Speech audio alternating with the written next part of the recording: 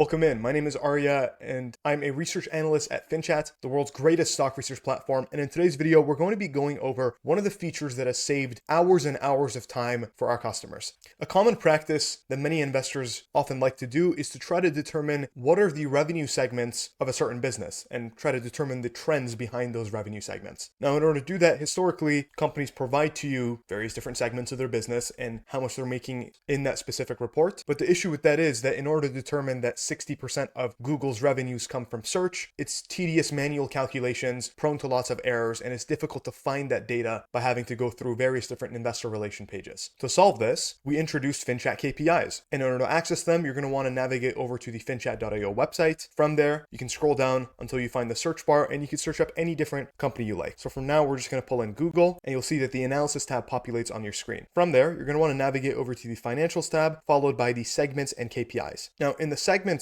section, you'll notice that we have the absolute values of all the different revenue segments of Google. So for example, we have Google Search, which is roughly $200 billion of revenue, YouTube, which is about 36, Google Network revenue, Google subscriptions, Google Cloud revenue, and then some smaller negligible revenue segments. And so right away with the beautiful charting interface of FinChat, you're able to pull in the Google Search revenue and be able to identify trends of this segment of Google's business over the past roughly 7 years when they started reporting this KPI. Additionally, we provide you some basic information about the total change in revenues during this period, and additionally the compound annual growth rate of this segment over this period. But this isn't enough. A tedious manual calculation for investors is to actually determine what percentage of total revenues does Google Search account for. And it's a very simple feature to access. By simply clicking on the common size toggle here, you're able to see that it takes the metric that you're looking at and it divides it by the total row amount. So in the case of Google Search, it takes that $200 billion of revenue and it divides it by the total revenue figure of about $350 billion. Your net result is that now it shows it as a percentage, showcasing that Google Search in the full year 2024 made up roughly 57% of total revenues. Just like every other chart on our website, you could also toggle in between a line chart, a bar chart. You could change the view over to a quarterly view, click on last 12 months to add the trailing 4 quarters, change around the decimal points, so on and so forth. In addition to that, another component of our platform which makes it stand out even more is that you're able to pull in multiple of these different metrics. So for now, I'm just going to pull the top 5 revenue segments of Google, but you'll see that it's quite messy. It's somewhat difficult to try to depict different trends here. And so what we're going to want to do from there is to pull in the stacked bar chart. And so I'm quickly just going to change the color of the first segment to red. But now, as you can see, we're able to better depict trends within Google's revenue segments over time. For example, in the light green here, we have the Google Cloud revenues, which went from making up about 7% of revenues to nearly doubling at 12%, showcases that that segment is growing significantly faster than the rest of Google over time, and it's becoming a more important component of the business.